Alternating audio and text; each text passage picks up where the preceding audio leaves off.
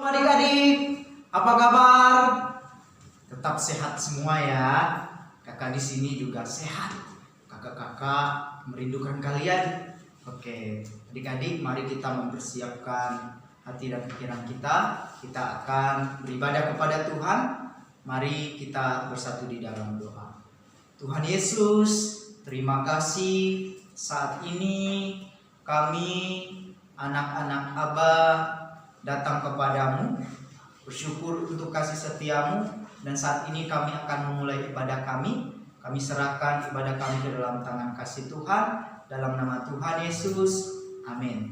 Oke adik-adik, mari kita memuji Tuhan dengan pujian Yesus itulah satu-satunya.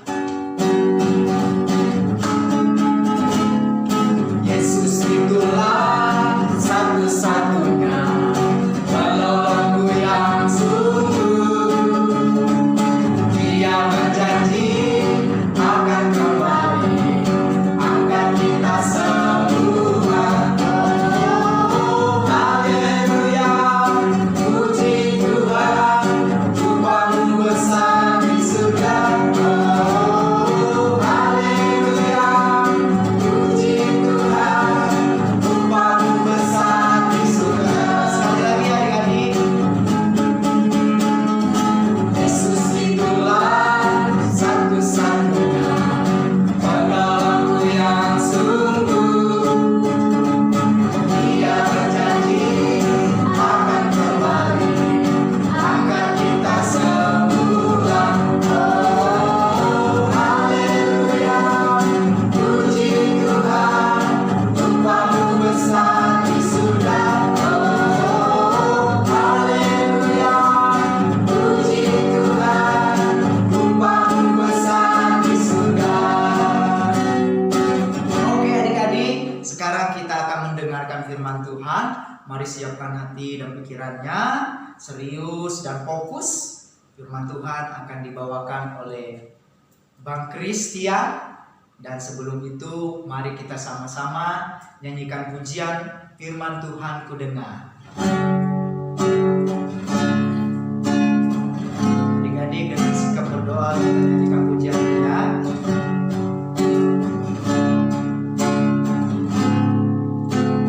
Firman Tuhan ku dengar, ku tanam di hatiku. Ku ingin bertumbuh subur dan berbuah lebat. Yesus tolonglah aku. Sekali lagi ya. Katakan firman Tuhan ku dengar.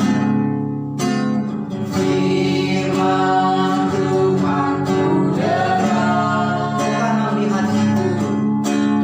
Ku tanam di hatiku, ingin bertumbuh. Ku ingin bertumbuh subur dan berbuah lebat. Yesus tolonglah aku. Yesus tolonglah aku. Yesus tolonglah aku. Sekali lagi ya.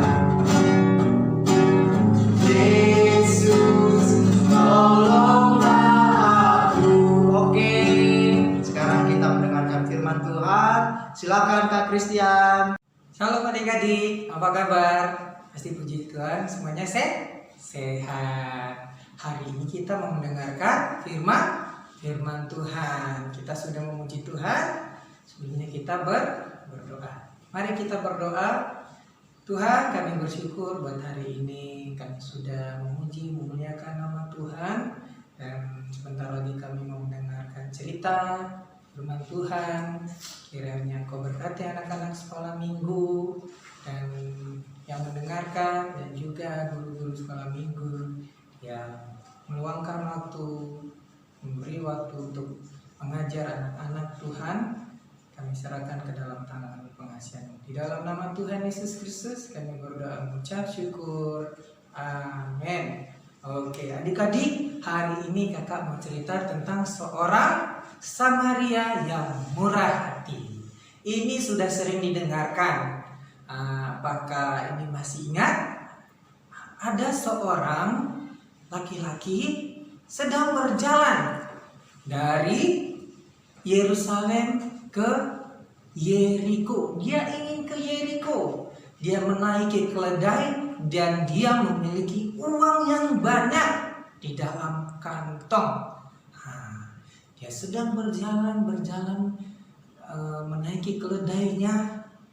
Tiba-tiba datang seorang penjahat. Tapi dia ini bukan seorang, dia ada beberapa orang. Perampok ini ataupun penjahat ini sedang bersembunyi, ingin merampok orang yang menaiki keledai ini. Orangnya seorang pria yang menaiki keledai ini berjalan, sedangkan perampok ini sudah siap-siap ingin merampok, ingin mengambil atau mencuri harta benda seorang laki-laki yang menaiki keledai ini. Tiba-tiba perampok ini muncul di hadapan seorang laki-laki yang menaiki keledai ini. Dia kaget, dan penjahat ini membawa senjata. Katanya, kamu serahkan senjata, harta kamu dan keledai kamu. Dia tidak mau. Akhirnya seorang laki-laki ini yang menaiki keledai dipukul oleh penjahat. Dipukul dan dipukul terus-terusan. Dan hartanya, uangnya yang di dalam kantong diambil dan juga keledainya. Dan dia karena sudah dipukul dengan berdarah dan dia terbaring di tanah. Dan perampoknya atau penjahatnya pergi. Dia merasa kesakitan di tanah itu, dia berbaring. Aduh, sakit, tolong katanya. Dia bilang, ada seorang imam melewati orang yang sedang sakit ini, yang sudah dipukuli. Orang Lewi, orang imam ini melewati dengan keledainya. Dia melihat seorang laki-laki yang tadi terbaring dipukulin. Dia melihat, tapi dia tidak mau menolong. Dia melewatinya.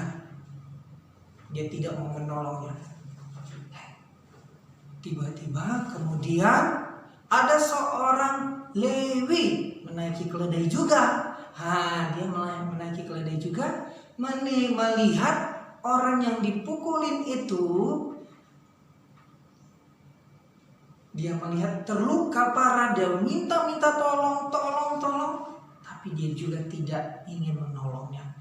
Dia tidak mau, dia takut, akhirnya dia melewatinya. Terakhir adik-adik, inilah orang yang baik hati, yaitu orang Samaria.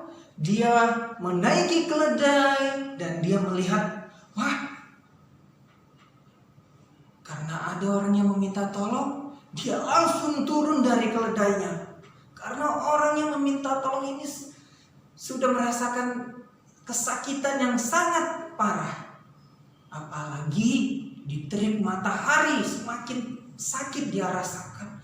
Aduh, tolong, sakit katanya. Orang Samaria ini turun dari keledainya dan dia menolong. Ada apa, Pak? Ada apa, Pak? Kenapa? Katanya. Tolong saya. Akhirnya orang Samaria ini menolong orang yang dipukuli oleh penjahat. Dia angkat dan dia taruh ke atas keledai.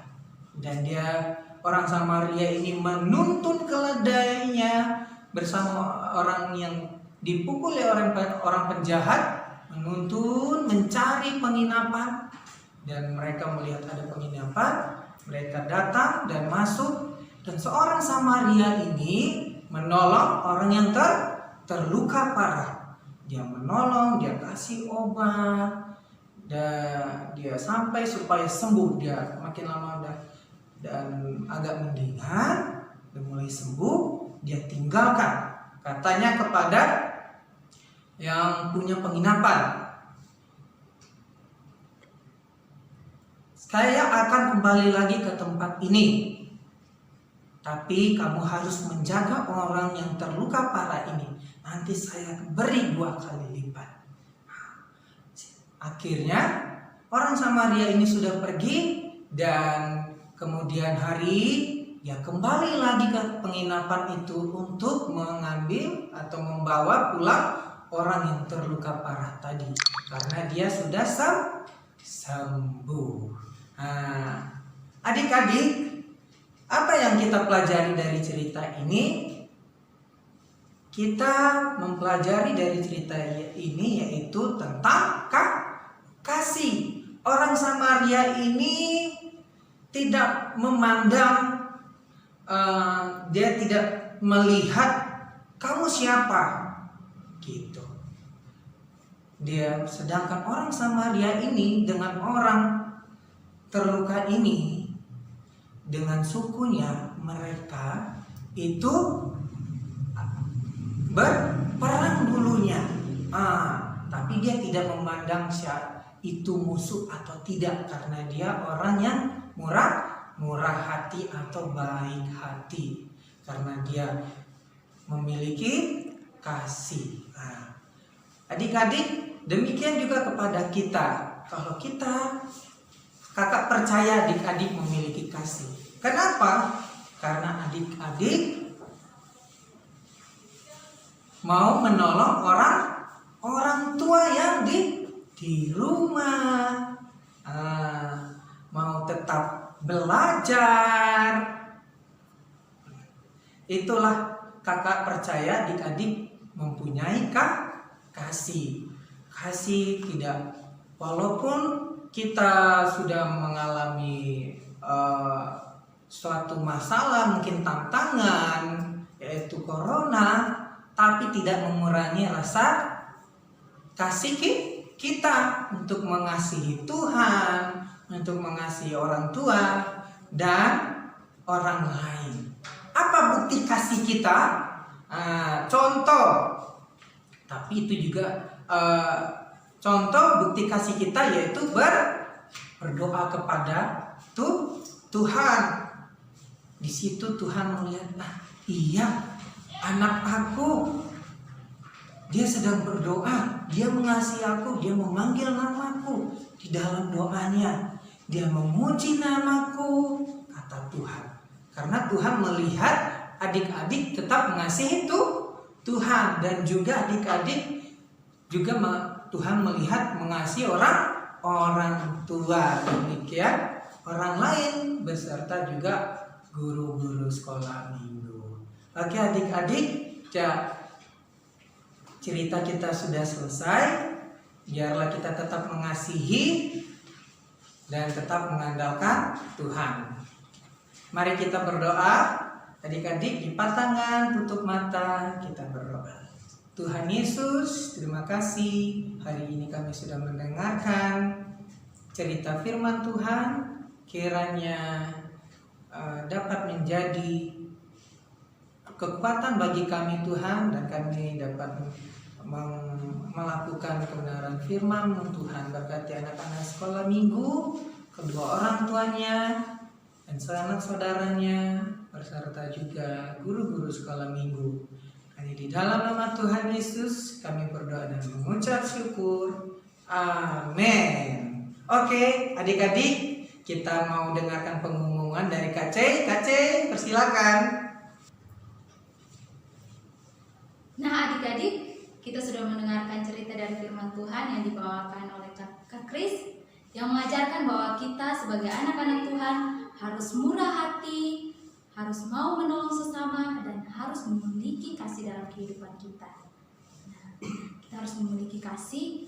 Kasih berarti kita tidak pandang-pandang bulu, seperti kita tidak hanya mengasihi orang-orang yang mengasihi kita, tetapi kita juga mengasihi orang-orang yang membenci kita. Nah, itu merupakan bukti bahwa kita mengasihi sesama kita dan juga kita mengasihi Tuhan. Nah adik-adik, minggu ini kita tidak ada tugas ya adik-adik, tapi adik-adik selalu ingat bahwa adik-adik harus senantiasa membaca firman Tuhan dan rajin berdoa. Dan juga adik-adik jangan lupa kerjakan tugas-tugas yang sudah diberikan oleh kakak-kakak sekolah minggu. Nah, tetap semangat ya adik-adik. Tuhan Yesus memberkati. Bye-bye.